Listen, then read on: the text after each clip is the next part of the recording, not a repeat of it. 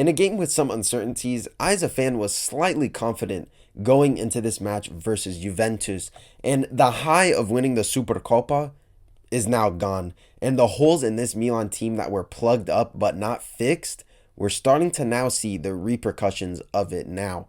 And with Pulisic being out for this one with a slight muscle injury, Musa was the one to replace him, and we saw Benacer and Fofana complete that midfield double pivot. And with Benacer, I think we were all excited for him to come back from his Achilles injury or whatever it was. But two things.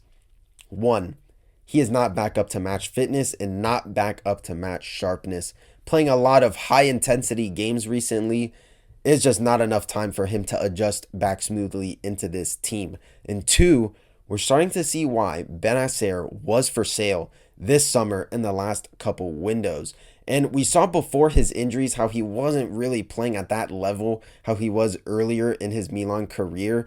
And I think it should be time that we relegate Benacer to a rotation squad player, because in these last couple games, he has not convinced me at all to be a starter.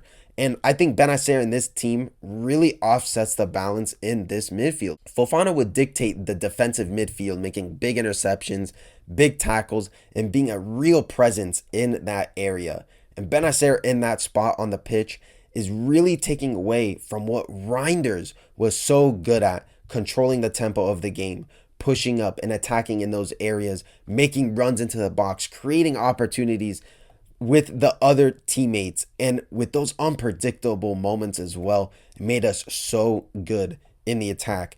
We have to drop Reinders back into that midfield double pivot and search for a proper attacking mid. And even when you tell me, oh, Benacer is good on the defense and he offers us stability in that midfield, he just doesn't in that regard, because Milan haven't kept a clean sheet and we haven't really dominated a game. And you even see in that game versus Inter, when Benacer came out, we looked like a way better team. So we haven't kept a clean sheet when Benacer was on, and we don't look like we control the game when he is on.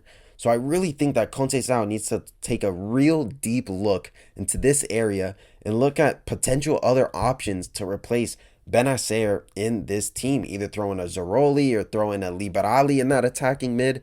Do something, because Benacer is not the answer to our problems in this midfield. And this, what I'm about to say about Emerson Royale, is nothing new, but this guy has zero clue how to defend and to properly stay in his position, because you see that first goal was so frustrating, because you see Emerson run over to Gabbia and he leaves Mbangula wide open to get a shot off. And yeah, Mike Maignan gets a hand to it, but it's just not strong enough to keep it out. And I don't understand the thought process behind Emerson Royale to leave a player, probably Juventus's at the time most threatening player on the pitch at that point, wide open. And there's not really much I can say that I haven't said already about Emerson, but it does look like Galatasaray have inquired about Emerson with a loan with an option to buy. So that would be a huge favor to offload Emerson to Galatasaray. And with Kyle Walker coming in, this does look like it could be a possible move. And I just cannot wait for Kyle Walker to come into this team and play on that right back spot, because I feel like we will be a lot more solidified in that back line. Speaking of English defenders, Tomori.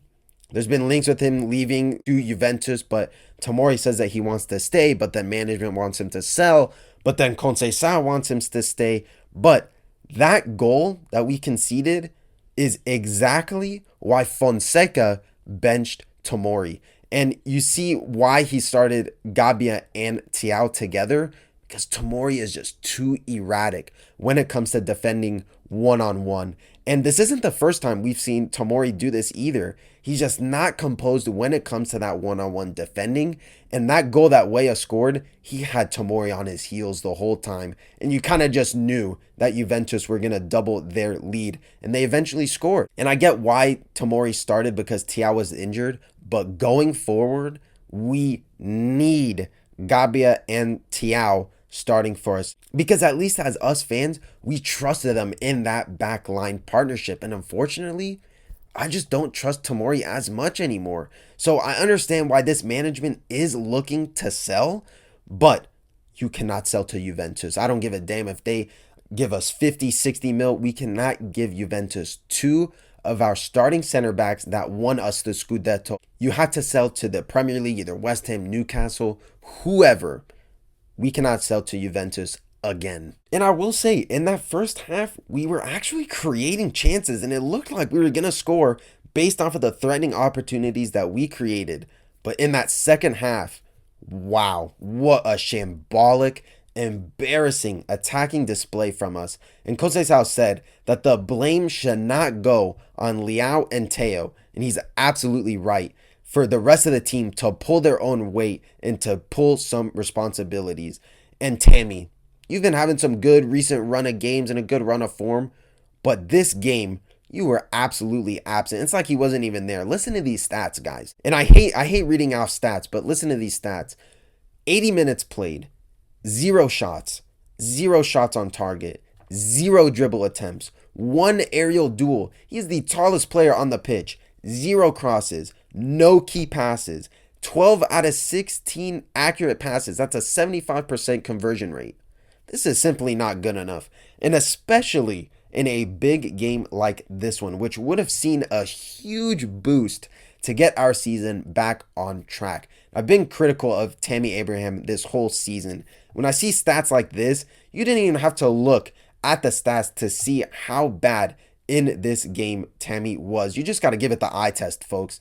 And it justifies the way that I see Tammy as a footballer for AC Milan. And this is exactly why we've been linked with guys like João Felix, because of what he can offer. And I think João Felix in the right team can succeed, because we all know that there's a player in João Felix. It's just a matter of surrounding him with the right players and in the right system to get the best out of him. And Milan are lacking a player to link up play. And I think, we see how effective Pulisic is in that attacking mid position, but I feel like João Felix would really be good because of how good he is on the half turn.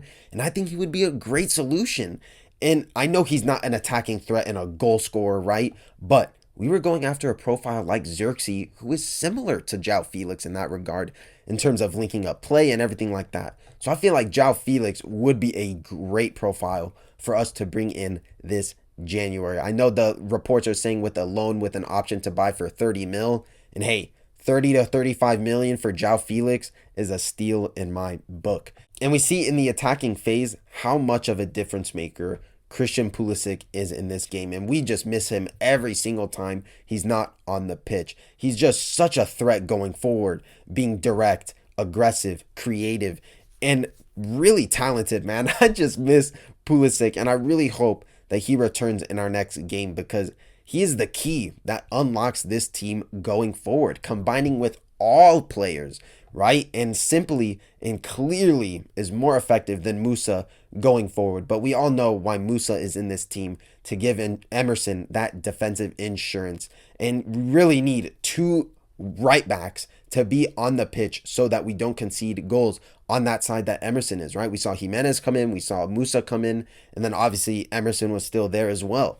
This game versus Juventus was an absolute disaster. And like I mentioned in the previous episode, a win in this game would have seen us jump up to 5th or 6th place. And now we sit in 8th, and exposing our problems even more. And with more work to do now and more points to grab in these next couple games, our next 3 games are against Parma at home, Inter at home, and then Empoli away.